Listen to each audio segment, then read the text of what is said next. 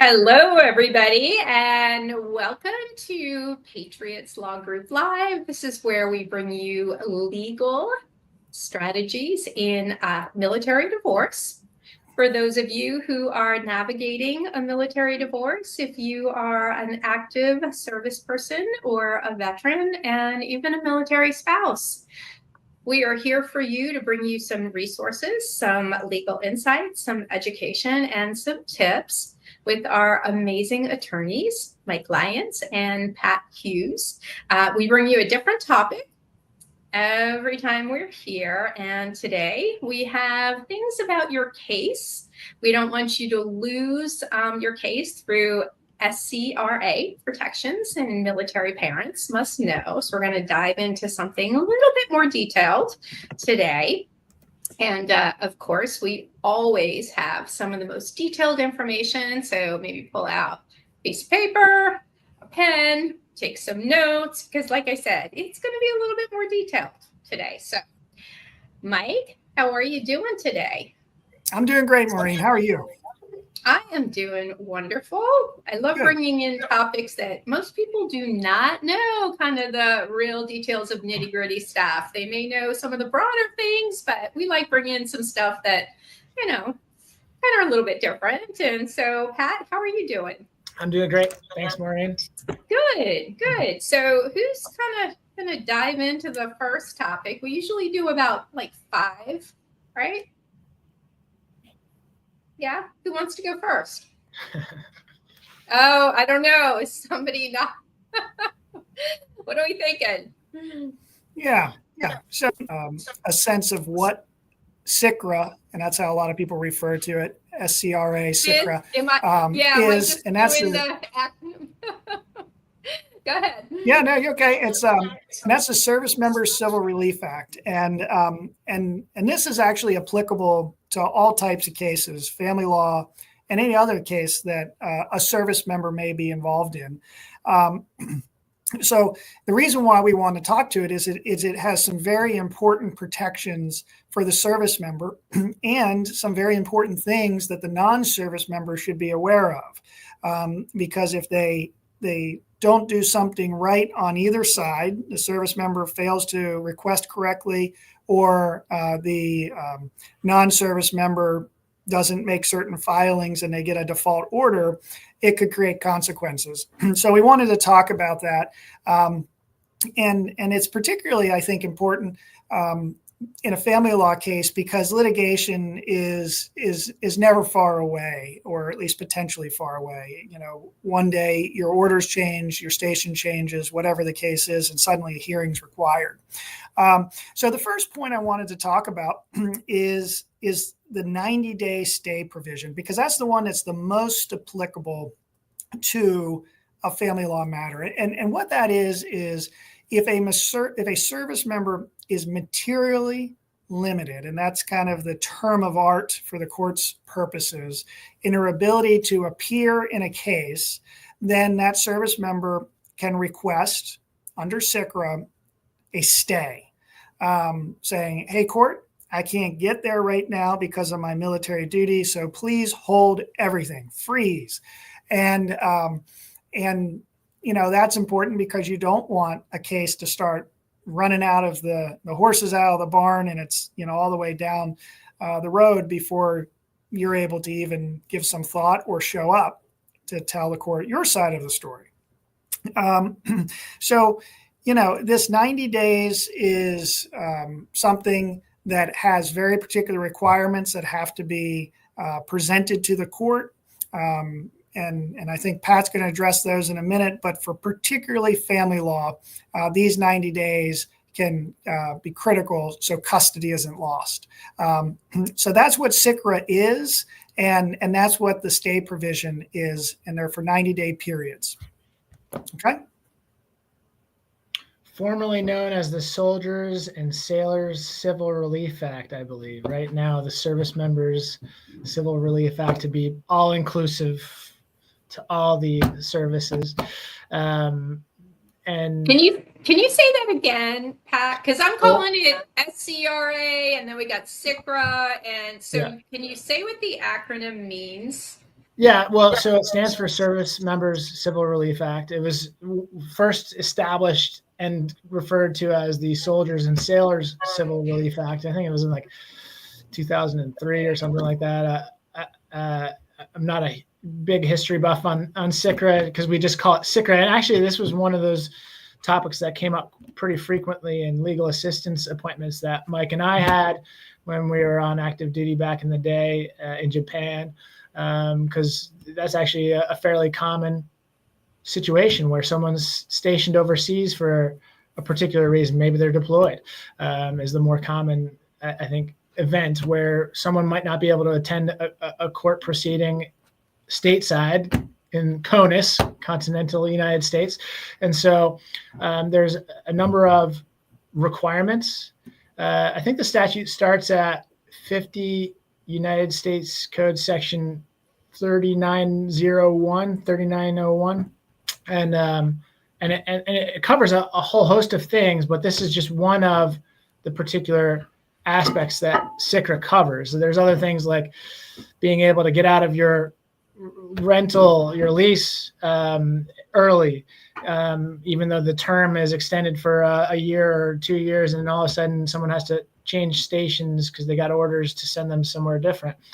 They, by this law, have the ability to get out of that rental agreement.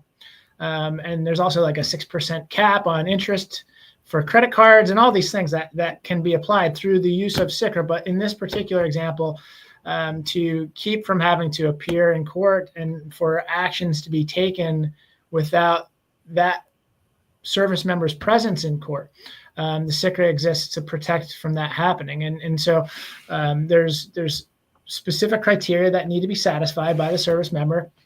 First off, they have to provide a statement saying why they aren't able to appear at the hearing, and asserting their rights under SCRA by also identifying when they might be available to appear is another step in that process.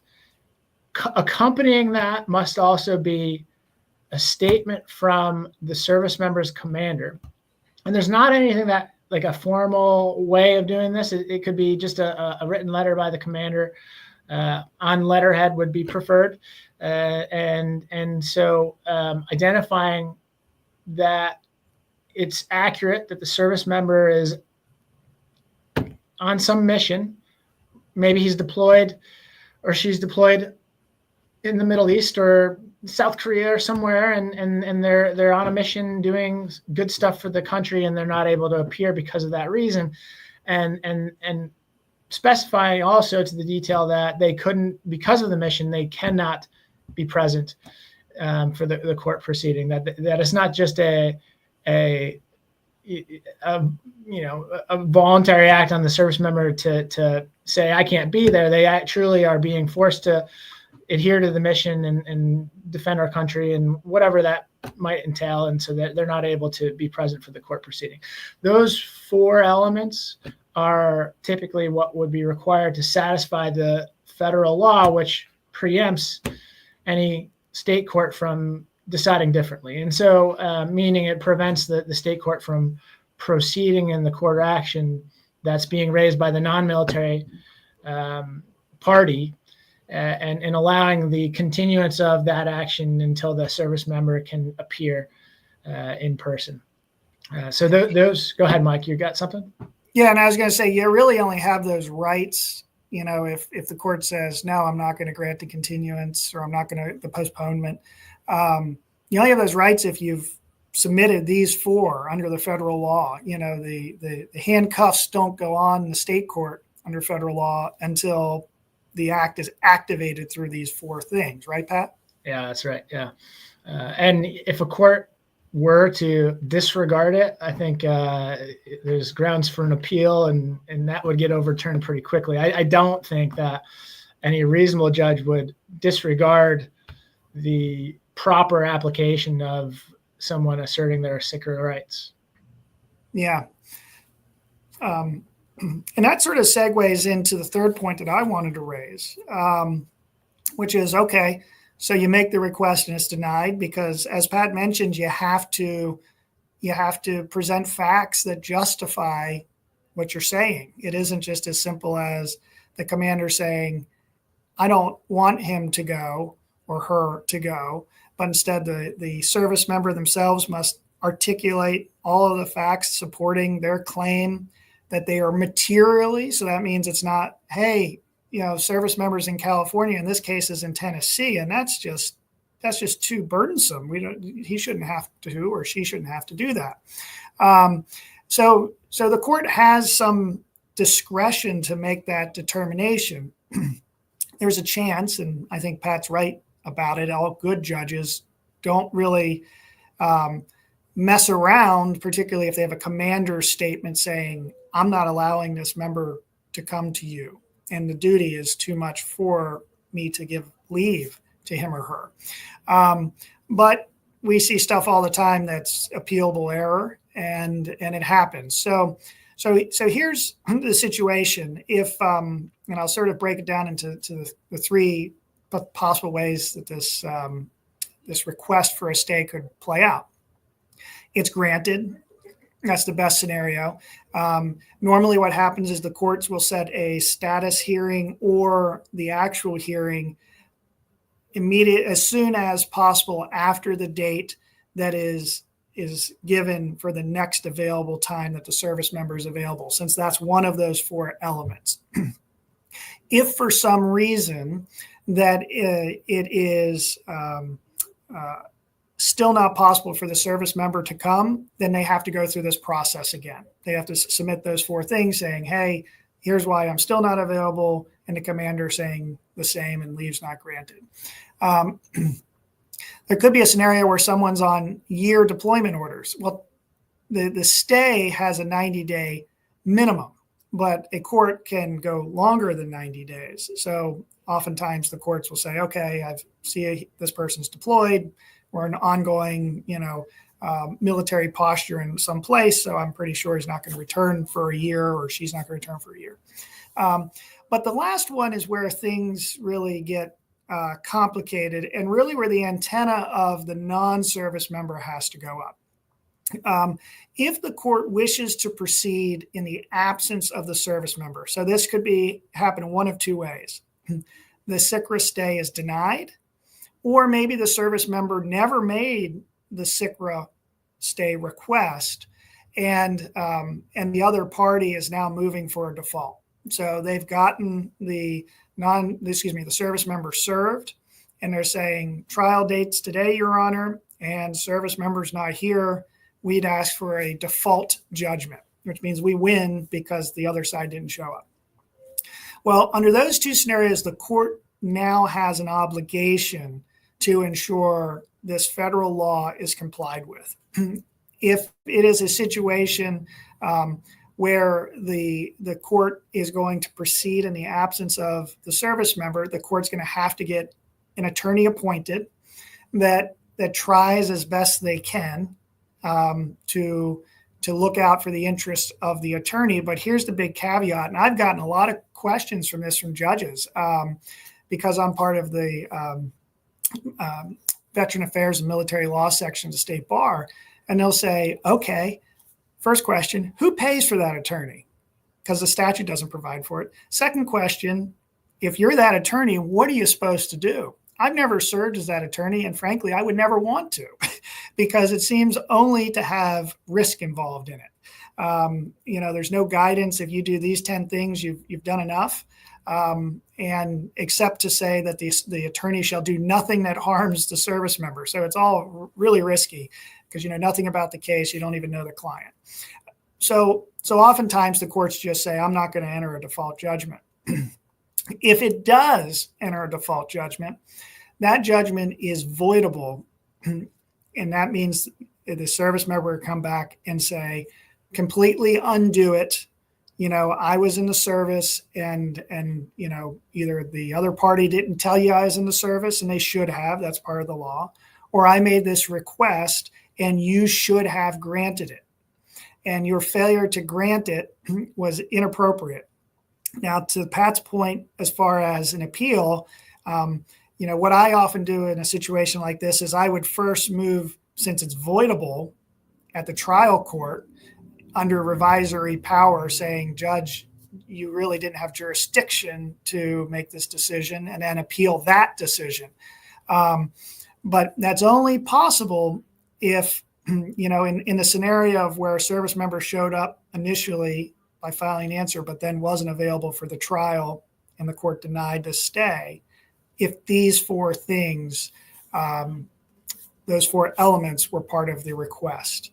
So those are the consequences of, and maybe I shouldn't say consequences. That's what happens if the court either denies the SCRA request, or if it's a scenario where the court's never hears from the service member and no one tells the court that the service member is unavailable due to military service, then the service member can come back. This is we'll talk more at the end a little bit about how this plays in the family law, but that's pretty good stuff, because if somebody tries to pull a fast one and gets an order for permanent or, really significant custody, you can come back and say, court, you had the obligation to make sure that my rights as a service member were protected, and you failed, but we can try again. I have to say, you're taking a very complicated subject with a lot of moving parts, and you both are breaking it down to make it pretty simple for somebody who has absolutely no idea about this, because I really am following along, and I can understand where pretty much a military spouse may not have any idea about this. Somebody who's in the service may have more familiarity with it, a veteran may, but even they may not know the real, in-depth process of this and may not know what to ask. But especially somebody who's maybe sought out a civilian attorney who may not have any idea about this and would really need to seek guidance from your law firm with people who have experience of this. So I like how you're breaking it down in more simple layman's terms for people to go, aha, okay, I'm writing this down. Mm-hmm. Maybe you need to ask some questions. That's why I said maybe you need to pull out a pen, piece of paper. Let's write some things down. So, I think this is really good aha moments here for people to kind of say, and that's what this is all about, is having these aha moments in this education. So yes. I really appreciate this, because I'm tracking on this. So nice job. With this. Well, because this is not easy, I have to say. And I can see where people would be like, okay, we've got judges who may be asking questions who they don't even know. We've got outside attorneys who may not have a clue at all. There are so many moving parts in this military divorce situation. There is nothing that's cut and dry here at all. No, there's definitely a lot of intersecting laws. Yeah, and I was going to talk about practice. Oh, go ahead, Mike. Yeah. No, I was going to say, we like to say that what we really sort of focus on and try to specialize our learning on ourselves is the issues that come up right at the intersection of military life and civilian life, kind of right where that friction point is. And this is one of the tools in our toolbox that helps us navigate that. Yeah. A word of caution on that, though, because to your point, Maureen, the SCRA exists to protect primarily the service member. There are some circumstances where the non-military spouse can be protected under SCRA, but this particular topic is not one of them. The example I was providing related to being able to get out of a rental agreement for a lease that someone has entered into where the family is living in. If the non-military spouse happens to be a co-signer to that lease, the SCRA does allow for that non-military spouse to enforce SCRA and be able to get out of his or her lease alongside of her military spouse. But the application of SCRA related to a divorce proceeding is not the same. So if someone is not a military member Mm-hmm. and they're also overseas for whatever reason, that non-military person does not have the right under SCRA to enforce what we're talking about. It's only the service member who does. And you can see that through what I was relaying earlier on the elements that need to be submitted to the court to have a stay imposed in the action. It requires a commander's signature, and only the military person would have a commander to be able to do that. And so, it's not always the same and as applicable to a non-military person. Great differentiator there, because here I'm putting all of them together, and that is so important that here I'm saying, okay, military spouse, but when you look at it, there's kind of not access for that. So that was very important for you to differentiate that. So yeah, I think that's a really great distinction, Pat. It's good you made it. I would say also, though, so it's out there for people to consider and talk with their lawyers. I mean, a court still has to exercise, reasonable discretion when a continuance is requested.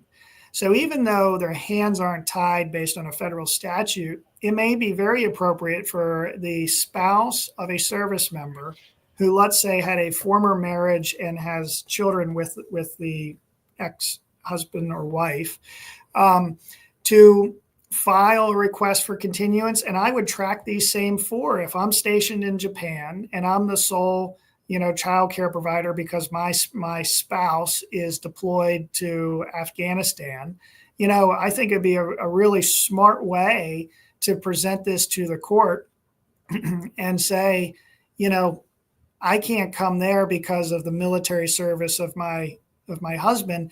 And under the same principle and theory of SCRA, it would be an abuse of discretion to give a continuance. And I think you'd have a really great appeal or motion to reconsider if you sort of had the commander saying, the spouse is gone for the next 6 months and he can't have any leave to watch the children. And of course, the motion may say 5 tickets out of Tokyo, Japan to go to wherever is $10,000. And a trial judge is more likely than not going to grant that. And if not, be subject to a lot of scrutiny if an appeal's made saying, why couldn't we have waited? If the husband was in the position, we would have absolutely waited. And because the spouse is non-military, we're not going to wait, and we're just going to say the heck with you. So Pat is 100% right on the technical sort of leverage the law provides, but I think there's a lot of practical leverage that practitioners can think about by framing somebody who's married to the military, but not the military member through SCRA. Yeah. Great.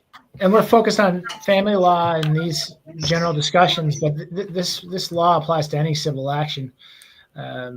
So you can envision where it might be something other than a divorce proceeding. But talking about some practical examples, though, we've kind of briefly inferred on when it might apply. But, say, for example, someone is stationed in South Korea.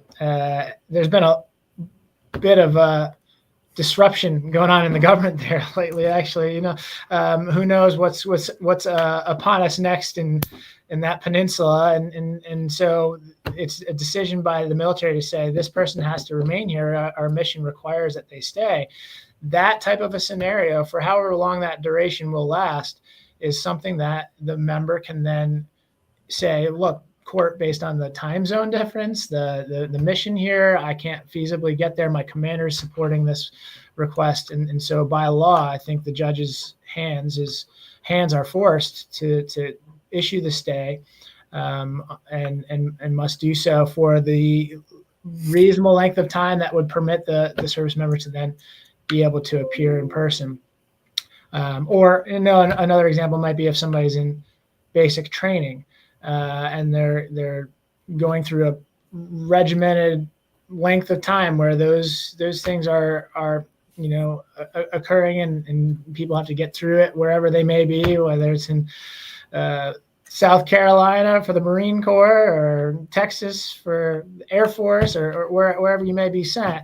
You have to get through boot camp, and if you don't, then you fail out, you wash out, you have to start over. So those would be a scenarios where a service member could, affirmatively raise the Servicemembers Civil Relief Act to get a stay, and where it should be granted. And you can just see through those examples, though, that there's going to be a variance of time. It's not going to be all the same. Each person's circumstance is going to be different, and that's incumbent upon the service member and the commander of the service member to identify what that reasonable length of time should be, so that the court can set a hearing into the future beyond that expected date. It doesn't mean that it couldn't change for some reasons, but the court's going to want to set a hearing when they can to eventually get to finality. So that's what we roll. All right. Okay. So Mike, are we up to number 4? I think we're up to number 5. Time flies. You're having fun. I know we've covered so much. All right. I got to start taking notes because I got to do a recap. So number 5.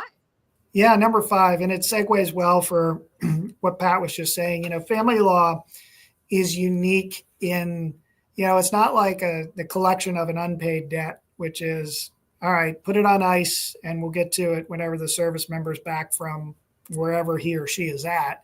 It really involves real people trying to sort of live lives that protect children and can be balanced with, everything else, work and so forth. And so there's a scenario we don't want to sort of, it should be stayed, and a stay is a stay, and a freeze is a freeze, and they're kind of can be used synonymously here. That puts courts in a very sort of difficult position when you're dealing with family law cases. Somebody might be petitioning saying, hey, we need to, I need to be given, I have shared custody, and the service member is deployed, and I either can't speak with him or her, or they won't agree to something that absolutely is necessary for the health or the well-being, or there's some opportunity, maybe it relates to a school issue, whatever it is, without the court acting. In those scenarios, I don't want to give the impression that the court is completely hamstrung. And I would expect the court to enter some sort of emergency or temporary order. And it may be with the design of, hey, as soon as the service member comes back and we're able to talk and do, this isn't a permanent order. And maybe some judge, if they have to do a permanent order, understands, well, it's voidable and I'll let it be voided, but I need to make a practical determination here. So, if you're the so the two pieces to that would be, if you're the service member and somebody files an emergency request for modification or change in legal custody, don't necessarily think that you should just pick up 12-month deployment orders and avoid any change. Say if you're worried about the change because it will also change the amount of child support. In those scenarios, I see the courts figuring out a way to do both. If you're in fact, I would encourage, to the extent you can, deployments are different, but to the extent you can, trying to address that and not run from that. If you're the non-service member, I think what you need to know here is, it may be appropriate to file that motion and fight the SCRA efforts to postpone. I've seen it where these 90 days go, and the court says yes, just because it's predisposed to say yes at first if somebody does it right. Number 2 starts to say, oh, I'm starting to get a little nervous. Are you sure? Commanders, I want to get the commander on the phone and I want to see if I can talk to the commander. And then they start asking, if I were counsel, I might say, can we at least have the service member testify under oath and be subject to cross-examination about why they're not available? Have they taken any other leave? Has anybody else in the unit taken any other leave? And really start to attack that if the risk is getting higher and higher and higher.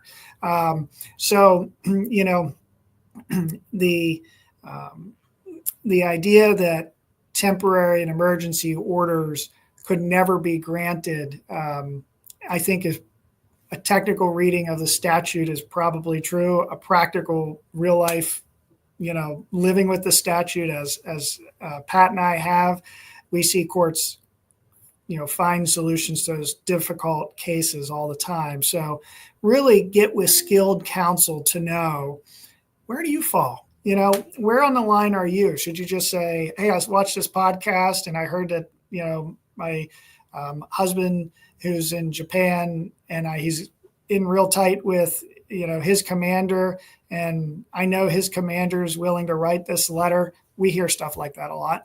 I don't know if I would trust it as true, but so I'm not going to file something. That may not be the right call. So I think that's our fifth point. And I just went into a minute ago, but I like to do it in all of these, is to say, this is for issue spotting. Maureen, you hit the nail on the head. It's really complex. The elements aren't complex. And so we suspect that this information will be very, very helpful to other counsel and to litigants, to pull those four things together, particularly in those cases that are totally appropriate, and to make the request and get the time that they need to get into court.